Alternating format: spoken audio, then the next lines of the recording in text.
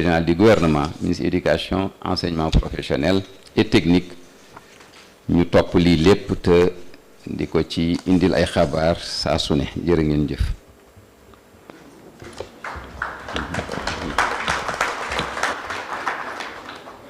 Merci beaucoup, Monsieur le ministre secrétaire général du gouvernement. Nous voici donc au terme de cette première édition, ça a été rappelé plusieurs fois, du Conseil interministériel consacré exclusivement aux examens et aux concours. Je félicite Monsieur le ministre de l'Éducation nationale pour la qualité de l'organisation et des documents qui ont été présentés. Et je voudrais dire que le choix d'organiser un conseil interministériel sur cette problématique traduit l'importance et l'intérêt, j'allais dire stratégique, que mon gouvernement, mais également son Excellence M. Bassirou Diomaye Faye, président de la République, porte au secteur de l'éducation. Pour nous, il y a des priorités, et ces priorités, c'est que les Sénégalais doivent manger bien et pas cher, les Sénégalais doivent se soigner, mais les Sénégalais doivent surtout s'éduquer. C'est des choses dont quand on a tendance un peu à négliger ou à oublier, tant on est dans le mirage du développement, se traduisant beaucoup plus par des réalisations infrastructurelles au détriment de ce qui nous semble être essentiel, c'est-à-dire le capital humain. Aujourd'hui, nous voulons mettre l'accent sur ce capital humain. Éduquer, au-delà de tout, c'est créer des emplois pour préparer à l'emploi également. C'est pourquoi ce n'est qu'un petit exercice au milieu d'un grand tableau qui nous attend sur la problématique de l'éducation. Nous connaissons bien les défis et ils sont colossaux. Quand on parle de l'éducation,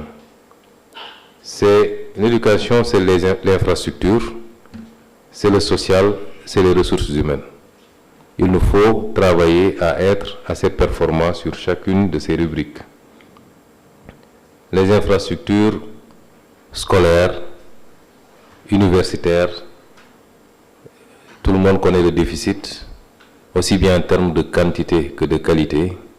Nous ne pouvons pas envisager sérieusement réaliser nos objectifs en termes de développement sans y travailler à résorber ce gap. Sur le plan des ressources humaines également, il y a à continuer à travailler tant sur le plan quantitatif recrutement, mais également sur le plan qualitatif formation continue, formation initiale. Le social, c'est tout ce qui doit accompagner du préscolaire à l'université, tout ce qui doit accompagner l'étudiant ou l'élève, particulièrement ceux qui sont issus de familles assez défavorisées et pourtant qui peuvent être dotés d'un potentiel quelquefois au-dessus de la norme. Il nous faut travailler sur tous ces paramètres et y travailler rapidement, parce que quelqu'un l'a dit tantôt, je crois que c'est le ministre de l'Éducation, ce qui fait la différence entre les nations en termes de progrès, c'est le degré d'éducation, la qualité de l'éducation. Ce conseil interministériel, comme je l'ai dit tantôt, les conseils interministériels sont ponctuels, sont consacrés à une question précise qu'il faut évacuer. Dans les semaines et dans les mois à venir, nous allons peut-être avoir beaucoup d'autres rendez-vous sur un certain nombre de questions. Le second défi, c'est le défi des programmes. C'est un élément essentiel du projet que nous avons présenté aux Sénégalais. Tout le monde convient que les programmes tels que nous les avons vécus, nous tous, ça veut dire depuis des décennies, posent problème. Nous avons des programmes, comme disait Feu Amadou Alidien, Baobabik, on met tout et rien finalement, Quelquefois, je me demande à quoi aura servi tout ce que j'ai pu apprendre du primaire à l'université, toutes sortes de matières, toutes sortes de disciplines et de sciences. Il faut aller vers le pragmatisme au sein de l'éducation. Mais je vais mettre en exergue 2 ou 3 éléments. C'est l'introduction de nos langues nationales. C'est une préoccupation très chère à son Excellence, Monsieur le Président de la République, et qui se trouve dans notre programme depuis le début de notre action politique. Nous considérons qu'une partie de notre retard s'explique par le fait que nous voulons, à bas âge, imposer à nos enfants de s'alphabétiser dans des langues qu'ils ne possèdent pas, que même leur papa et leur maman souvent ne possèdent pas ou ne possèdent qu'imparfaitement. Et ça n'existe qu'en Afrique. Les Coréens sont alphabétisés en coréen, les Turcs en turc, les Chinois en chinois, les Allemands en allemand. Il n'y a que l'Afrique qui emprunte des langues à bas âge pour essayer de l'imposer. Et on perd énormément de temps. Des études ont démontré qu'on perd entre 8 et 13 ans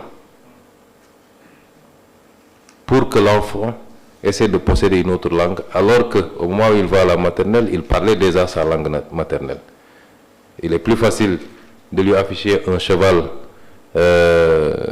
au tableau, il va vous dire lis face là, je ne sais pas comment on le dit en sérère, mais il est plus facile que de vouloir d'abord lui imposer de s'alphabétiser en français et 5 ans, 7 ans, 10 ans plus tard pouvoir dire ça c'est un cheval. C'est un élément important. L'autre élément important, évidemment, c'est je ne dirais pas la généralisation, mais éventuellement l'amélioration de l'apprentissage de l'anglais, qui est par la force des choses devenue la langue de communication internationale. Il nous faut aller vers une revisitation de notre système éducatif. Évidemment, tout ça en capitalisant sur ce qui existe. La semaine dernière, je posais la question au président Kagame sur le modèle rwandais qui, aujourd'hui, alphabétise en Kinyarwanda, en français et en anglais, sans pour autant que cela pose problème. Et dans beaucoup de zones du monde, évidemment, différentes langues cohabitent et l'expérience du Swahili en Afrique de l'Est doit aussi nous inspirer. Et posséder plusieurs langues est une richesse et non pas un appauvrissement. Je donne quelques orientations sur les réformes ou la direction que nous voudrions donner au système éducatif sénégalais de manière générale. Sans compter maintenant l'obligation que nous avons de faire monter en puissance l'éducation scientifique. Nous sommes dans un monde de sciences. Et sans pour autant stigmatiser les élèves ou les étudiants qui font d'autres branches. Et c'est tout l'intérêt du débat qui a été posé ici sur les séries. On nous a trop parlé de séries. Nous tous, on a été, avant c'était les A, B, C. Maintenant c'est, je ne maîtrise même pas, L1, L2, S, etc. Et beaucoup d'entre nous ont pu passer d'une série à une autre. D'une série scientifique particulièrement souvent à une série littéraire parce que le contraire est moins évident. Et nous pensons que c'est des pistes de réflexion que nous devons approfondir parce que à un certain niveau, au niveau supérieur, certains sont sortis d'ici avec un bac littéraire mais sont retrouvés à faire des études de comptabilité ou des études d'économie appliquée, forcément donc de la mathématique. Et ils ont pu s'en sortir très facilement. Donc il faut réfléchir à ces systèmes et j'écrivais tout à l'heure à monsieur le ministre de l'Éducation nationale, je disais que je vais t'envoyer au Japon pour que tu voies le modèle japonais. Parce que je suivais l'autre jour un reportage à la télé sur le modèle japonais. Mais c'est des modèles inspirants et il nous faut sortir de notre zone de confort et des traditions héritées pour aller voir ce qui se passe ailleurs.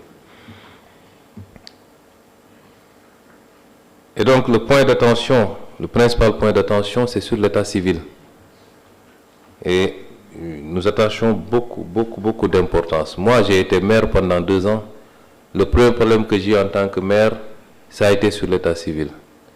J'ai été obligé de relever l'officier d'état civil et de saisir la justice parce qu'il est inadmissible que des citoyens de manière générale et particulièrement des enfants soient victimes des négligences, même pas des fautes d'agents qui ne font pas ce qu'ils doivent faire, ou alors pour des raisons liées au monnayage, se retrouvent à délivrer le même papier à 50 personnes. C'est des questions qui ont des solutions très simples. C'est la fermeté dans l'application de la loi. Et c'est pourquoi nous attachons beaucoup de prix à ce qu'on mette fin définitivement à ce phénomène. C'est jouable largement, ça dépend de la fermeté des différents maires, s'ils ne sont pas eux-mêmes impliqués dans les pratiques, de la justice également, et évidemment de la supervision du ministère en charge des collectivités territoriales. Et je tiens beaucoup à ce qu'une solution soit trouvée pour la centaine d'élèves concernés cette année, pour le bac, mais je crois que de manière générale, on a presque 70 000 pour le CFE et 6 000 presque pour le BFM, ce n'est pas acceptable. Et un des intervenants l'a souligné, il ne faut pas que ce problème nous rattrape l'année prochaine. Nous ne pouvons pas donner la garantie qu'il sera totalement réglé, mais qu'il soit largement résorbé, c'est extrêmement important. Et je terminerai par dire également que beaucoup d'autres préoccupations ont été soulevées ici, qui nous ramènent à notre option. Notre option, dans le domaine de l'éducation comme dans tous les autres domaines, c'est d'aller vers ce qu'on a appelé le rebasing social. Souvent, on parle de rebasing budgétaire, qui consiste à revoir ou à réaménager les bases sur lesquelles un budget est assis, est construit et établi. On en a fait souvent dans ce pays, je crois, Monsieur le ministre des Finances. Mais ce qui m'importe le plus aujourd'hui, moi, même si en perspective, il est agité l'idée de faire un rebasing budgétaire, c'est de procéder à un rebasing social. On ne peut pas aller vers les ruptures structurelles souhaitées si on reconduit systématiquement les mêmes modèles. Ce qui est sûr, c'est que le système de rémunération dans la fonction publique, je ne spécifie pas pour les enseignants, ce système a été déstructuré depuis les années 2000, avec une gestion démagogique consistant à une approche sectorielle d'ajouter ou d'augmenter à tel et d'attendre que les autres crient au scandale pour négocier et prendre des engagements. On ne gère pas comme ça une masse budgétaire, une masse salariale. Il y a des équilibres liés